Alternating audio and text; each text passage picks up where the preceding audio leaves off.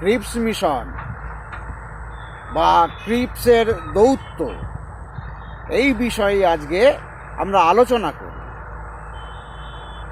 আমরা জানি যে 1939 সালে যে দ্বিতীয় বিশ্বযুদ্ধ শুরু হয়েছিল, সেই দ্বিতীয় বিশ্বযুদ্ধের একদিকে যেহেতু মিত্রপক্ষ এবং যার প্রধান নেতৃত্বে ছিল ইংল্যান্ড, সেই কারণে ব্রিটিশ সাম্রাজ্যবাদের যে উপনিবেশ ভারতবর্ষ, সেই ভারতবর্ষকে দ্বিতীয় বিশ্বযুদ্ধে কি করে যুদ্ধে যুক্ত করা যায়, মিত্রপক্ষের সাহায্যে অংশীদারি করা যায়, এই ভাবনা চিন্তার মধ্যে দিয়ে, এই লক্ষ্য নিয়েই মূলত ভারতে জনমত তৈরি করা এবং ভারতবর্ষের অর্থ এবং সামরিক সম্পদ যাতে ব্যবহার করা যায়, সেই কারণেই ব্রিটিশ মন্ত্রিসভার সদস্য এবং বিখ্যাত আইন বিশারদ স্যার স্ট্যাফোর্ড ক্রিপস ভারতবর্ষে আসেন ভারতীয় নেতৃত্বের সাথে আলোচনা করার জন্যে। ভারতবর্ষে ক্রিপসের এই আগমনকেই আমরা ক্রিপস মিশন বা ক্রিপসের দৌত্য হিসেবে বিবেচনা করে থাকি। কেন এই স্যার স্ট্যাফোর্ড ক্রিপসকে ভারতবর্ষে আসতে হলো, কি ছিল তার উদ্দেশ্য, কি হলো তার পরিণতি, এই বিষয়ে আমরা এক এক করে আলোচনা করব। আমরা জানি যখন দ্বিতীয় বিশ্বযুদ্ধ শুরু হলো, তখন ভারতবর্ষের বড়লাট ছিলেন লিনলিথগো। তিনি ভারতীয় নেতাদের সাথে কোনো আলোচনা করলেন না, সলা পরামর্শ করলেন না। ভারতীয়দের সাথে আলাপ আলোচনা ব্যতি রেখেই ভারতবর্ষকে যুদ্ধের দেশ হিসেবে ঘোষণা করলেন। স্বাভাবিক কারণে ভারতবর্ষের যারা নেতৃত্বে ছিলেন তারা বিক্ষুব্ধ হয়ে উঠলেন। তাদের বিক্ষোভের যথেষ্ট কারণ ছিল। দ্বিতীয় বিশ্বযুদ্ধ সারা পৃথিবী ব্যাপী, একদিকে ভারতবর্ষের পরাধীনতা, সাম্রাজ্যবাদী শোষণ, আবার ভারতীয় নেতৃত্বের সাথে কোনো রকম আলোচনা ছাড়াই লর্ড লিনলিথগো মিত্রপক্ষের অংশীদারি হিসেবে এই রকম এক বিশাল দ্বিতীয় বিশ্বযুদ্ধে ভারতবর্ষকে সামিল করেছিল। স্বাভাবিক কারণেই এটা ছিল ভারতীয়দের কাছে এক ধরনের অপমান, এবং ভারতবর্ষ যে আগামীতে অর্থনীতির ক্ষেত্রে দেউলিয়া হয়ে যাবে, নিঃস্ব হয়ে যাবে, সেই জায়গায় দাঁড়িয়ে ভারতীয় নেতৃত্ব ইংরেজদের ওপরে অসন্তুষ্ট হয়ে উঠেছিল। অসন্তোষের স্বাভাবিক কারণ আমরা বললাম। তথাপি অক্ষশক্তি যার নেতৃত্বে আছে জার্মানি, ইতালি আর এশিয়ার বুকে জাপান, এই যে নব্য উদীয়মান ফ্যাসিবাদী এবং নাৎসিবাদী শক্তি Germany, Italy, Japan, Rome, Berlin, Tokyo,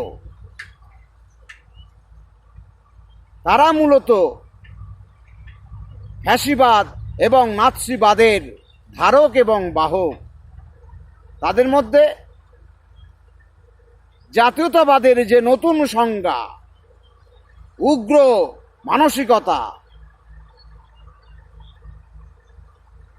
অতি জাতীয়তাবাদ, যা আন্তর্জাতিকতাবাদের পরিপন্থী, স্বাভাবিক কারণে সেই ফ্যাসিবাদ বা নাৎসিবাদের জয় হবে এ কল্পনাও ভারতবর্ষের নেতৃত্ব করেনি। স্বাভাবিকভাবেই তারা ইংরেজদের কাছে, ব্রিটিশ সরকারের কাছে দাবি জানিয়েছিল অবিলম্বে ভারতবর্ষের স্বাধীনতা ঘোষণা করা হোক। কোনো স্বায়ত্তশাসন নয়, কোনো ডোমিনিয়ন স্ট্যাটাস নয়, ভারতের পূর্ণাঙ্গ স্বাধীনতাই ভারতবাসীর একমাত্র কাম্য।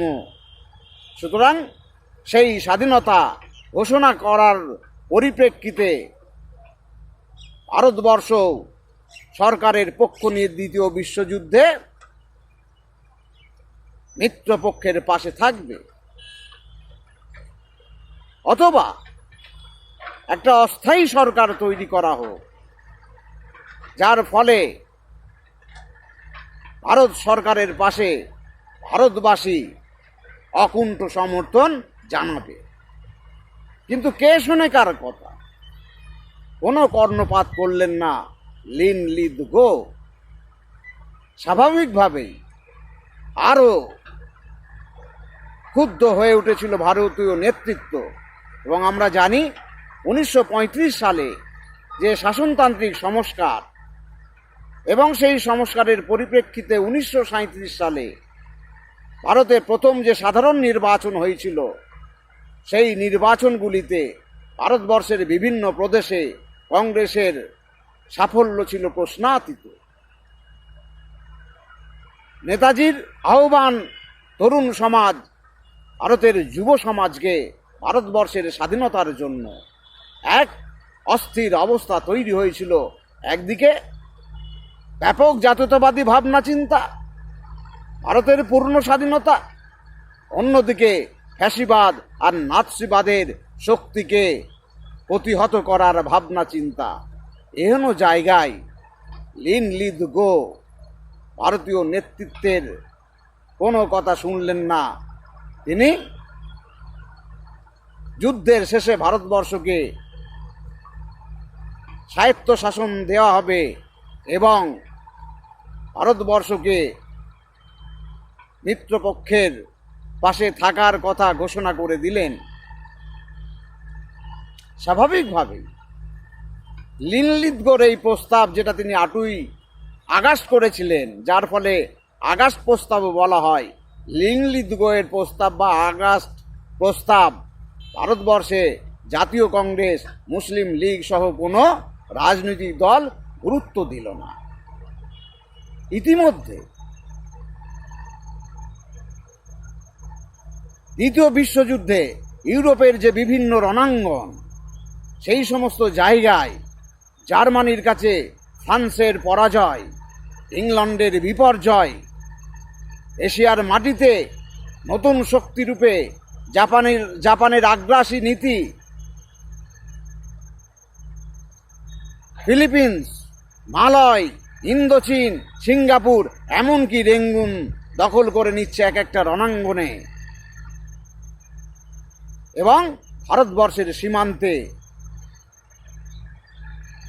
যে কোনো সময় জাপানের আগ্রাসন শুরু হবে ভারতবর্ষের ভিতরে। একদিকে কলকাতার বুকে জাপানের বোমা বর্ষণ, অন্যদিকে আমেরিকার পার্ল হারবারে জাপানের বোমা বর্ষণ এবং সেই পার্ল হারবারকে একেবারে বিধ্বস্ত করার ক্ষেত্রে জাপানের যে আগ্রাসী মানসিকতা, সেই জায়গায় দাঁড়িয়ে এশিয়ার রাজনীতিতে ব্রিটিশ সাম্রাজ্যবাদকে অনেক ভাবনা চিন্তার জায়গায় আনতে বাধ্য করেছিল আন্তর্জাতিক চাপ। একদিকে ইংল্যান্ডের অভ্যন্তরে ক্লিমেন্ট এটলি সহ অন্যান্য উদারনৈতিক রাজনীতিবিদদের চাপ, আবার মার্কিন প্রেসিডেন্ট রুজভেল্টের চাপ, এমনকি চীনের সম্রাট চিয়াং কাই শেকের ভারতে আগমন এবং ভারতবর্ষের উদ্ভূত যে রাজনৈতিক পরিস্থিতি, সেই রাজনৈতিক পরিস্থিতি লক্ষ্য করে তিনি আমেরিকার প্রেসিডেন্ট রুজভেল্টের মাধ্যমে চার্চিলের ওপরে এক পরোক্ষ চাপ সৃষ্টি করেছিলেন। উপায়ন্তর না দেখে ব্রিটিশ প্রধানমন্ত্রী উইনস্টন চার্চিল শেষ পর্যন্ত ভারতবর্ষে স্যার স্টাফোর্ড ক্রিপস, যিনি ছিলেন ব্রিটিশ মন্ত্রিসভার সদস্য এবং একজন আইনজ্ঞ, বিখ্যাত আইনজ্ঞ, ঘোষণা করলেন 1942 সালের 11ই মার্চ, এবং সেই স্যার স্টাফোর্ড ক্রিপস ভারতবর্ষে প্রবেশ করলেন 22শে মার্চ। এবং তিনি ভারতবর্ষে এসে সপ্তাহকাল ব্যাপী 1 সপ্তাহ ধরে বিভিন্ন নেতার সাথে আলাপ আলোচনা করলেন এবং একগুচ্ছ প্রস্তাব জারি করলেন, যা ক্রিপস প্রস্তাব বা ক্রিপস মিশন নামে পরিচিত। কি ছিল এই ক্রিপস প্রস্তাবে? আমরা সেইগুলো এক এক করে দেখব। আমরা দেখব যে সেই ক্রিপস প্রস্তাবে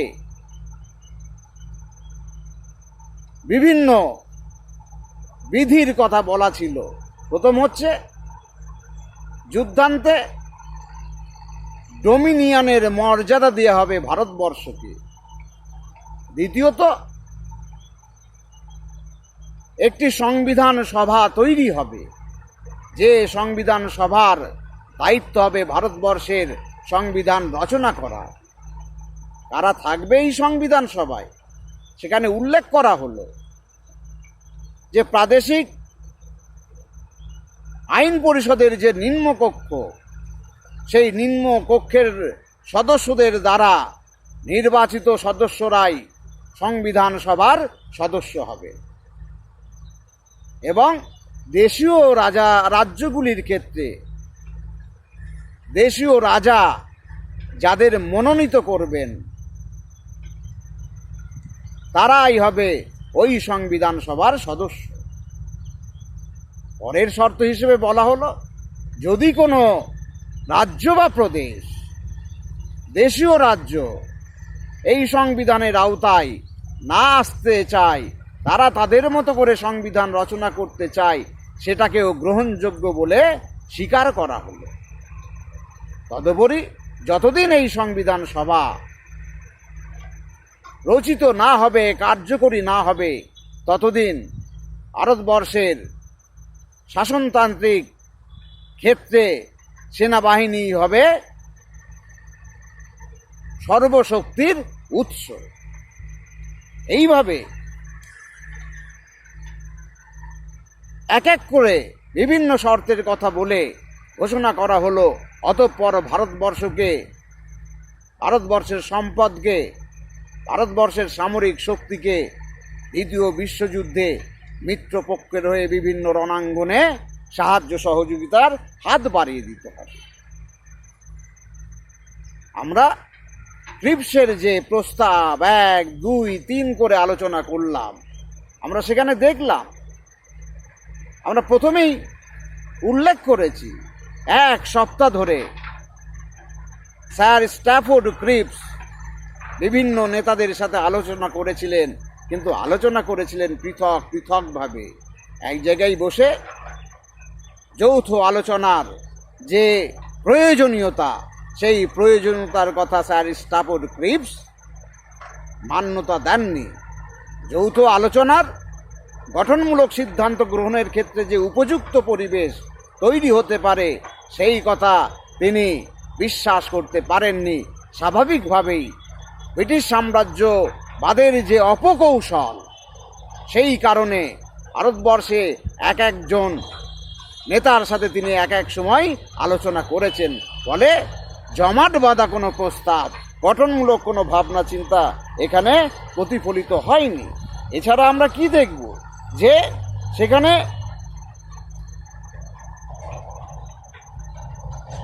কংগ্রেসের যে দাবি ছিল পূর্ণ স্বাধীনতার কোনো ব্যবস্থা এই ক্রিপসের প্রস্তাবে ছিল না। শুধু তাই নয়, সংবিধান রচনার ক্ষেত্রে যে ঐচ্ছিক মানসিকতা, একদিকে সংবিধান তৈরি হবে যৌথভাবে, আবার অন্যদিকে কোনো রাজ্য বা দেশীয় রাজা তারা ইচ্ছা করলে এই সংবিধানের আওতার বাইরে চলে যেতে পারবে। এই যে ভারতীয় রাজনীতিতে একটা বিচ্ছিন্নতা, যার ফলে ক্রিপসের এই প্রস্তাব ভারতীয় নেতৃত্বকে গ্রহণ করতে উদ্বুদ্ধ করেনি, আগ্রহ প্রকাশ করেনি। সেই জায়গায় দাঁড়িয়ে ভারতবর্ষের যে প্রচলিত সেই সময়ে রাজনৈতিক সংগঠন বা অন্যান্য সামাজিক সংগঠন, ধর্মীয় সংগঠন, তারাও ক্রিপস প্রস্তাবের সাথে একমত হতে পারেনি, সহমত পোষণ করেনি। এই জায়গায় দাঁড়িয়ে জওহরলাল নেহেরু তিনি মন্তব্য করেছিলেন, শেষ পর্যন্ত আমি যখন ক্রিপসের প্রস্তাব পড়লাম তখন আমি মানসিকভাবে ভেঙে পড়লাম। জাতির জনক মহাত্মা গান্ধী এই ক্রিপসের প্রস্তাবকে ফেল পড়া ব্যাংকের চেক কাটার সামিল হিসেবে ঘোষণা করলেন। Post dated check on a crashing bank. ঐতিহাসিক এস গোপাল তিনি বললেন, এই ক্রিপসের প্রস্তাব মূলত রক্ষণশীল, প্রতিক্রিয়াশীল এবং সীমাবদ্ধ, যার ফলে আমরা দেখব ক্রিপসের প্রস্তাব ভারতীয় নেতৃত্ব প্রত্যাখ্যান করতে বাধ্য হয়েছিল। উদ্ভূত এক জটিল পরিস্থিতিতে ভারতবর্ষের স্বাধীনতা আর ফ্যাসিবাদকে প্রতিহত করার যে চিন্তা ভাবনা শুরু হয়েছিল মূলত সাম্রাজ্যবাদী দৃষ্টিভঙ্গির জায়গা থেকে, ক্রিপসের যে মানসিকতা, যার ফলে ক্রিপসের দৌত্য ব্যর্থতায় পর্যবসিত হয়েছিল। কেন ব্যর্থতা এলো এই ক্ষেত্রে আমরা দেখব যে সেইখানে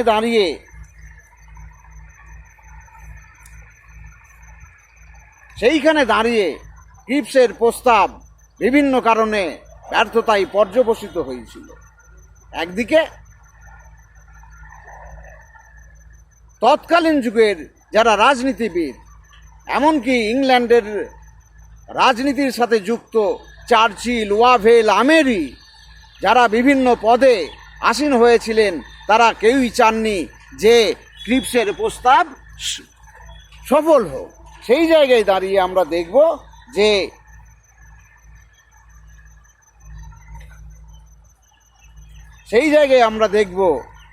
এক এক করে এই ক্রিপসের প্রস্তাব ব্যর্থতায় পর্যবসিত হয়েছিল। আমরা দেখেছি যে একদিকে যে ক্ষমতা দিয়ে ক্রিপসকে পাঠানো হয়েছিল, সময় ছিল নির্দিষ্ট সময়ের বাঁধনে আবদ্ধ ছিল এবং তাকে অবাধ ক্ষমতা দেওয়া হয়নি, যার ফলে একদিকে সময়ের অভাব আর একদিকে সীমিত ক্ষমতার জন্যেও স্যার স্টাফোর্ড ক্রিপস তার যে প্রস্তাব সেইগুলোকে সফল করতে ব্যর্থ হয়েছিলেন। অধ্যাপক বীরেন্দ্রনাথ বন্দ্যোপাধ্যায় বলছেন, এক মুখে দুই কথা। আজকে যে কথা, পরের দিন অন্য নেতাদের কাছে আর এক ধরনের কথা। ফলে এক মুখে দুই কথা, মানুষের বিশ্বাসযোগ্যতা, নেতৃত্বের বিশ্বাসযোগ্যতা উবে গিয়েছিল। ঐতিহাসিক আর জে মুর তিনি বলেছেন, একটা বিখ্যাত বই চার্চিল, ক্রিপস এবং ইন্ডিয়া গ্রন্থে যে ক্ষমতা দিয়ে ক্রিপসকে ভারতবর্ষে পাঠানো হয়েছিল এবং ক্রিপস সাহেব যে প্রতিশ্রুতি দিয়েছিলেন সেগুলি ছিল তার বাড়িয়ে বলার প্রবণতা এবং যার মধ্যে অনেকটাই ছিল ধাপ্পা। স্বাভাবিকভাবে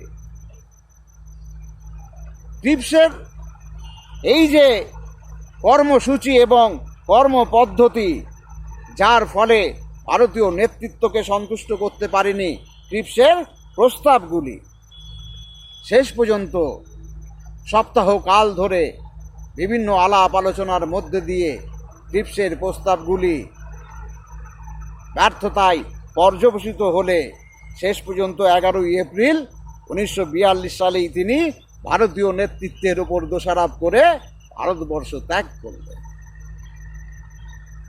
এমন এক পর্যায়ে 1942 সালে একদিকে ব্রিটিশ সাম্রাজ্যবাদের হাত থেকে ভারতবর্ষকে মুক্ত করার ব্যাপক আন্দোলন, গণবিদ্রোহ, অনতিবিলম্বে ভারতবর্ষের স্বাধীনতা, আর অন্যদিকে ফ্যাসিবাদের হাত থেকে, নাৎসিবাদের হাত থেকে ভারতবর্ষকে রক্ষা করার দায়িত্ব ভারতীয় নেতৃত্বের ওপরেই অর্পিত হলো। গান্ধীজি ঘোষণা করলেন, ইংরেজদের কোনো ইচ্ছা নেই ভারতবর্ষকে স্বাধীনতা প্রদানের ক্ষেত্রে, তাদের কোনো ইচ্ছা নেই। আবার তাদের এমন কোনো শক্তি নেই যা ফ্যাসিবাদ এবং নাৎসিবাদকে প্রতিহত করতে পারে। এই রকম এক দ্বৈত সমস্যার সমাধানের ক্ষেত্রে গান্ধীজি শেষ পর্যন্ত ডাক দিয়েছিলেন ভারত ছাড়ো আন্দোলনে।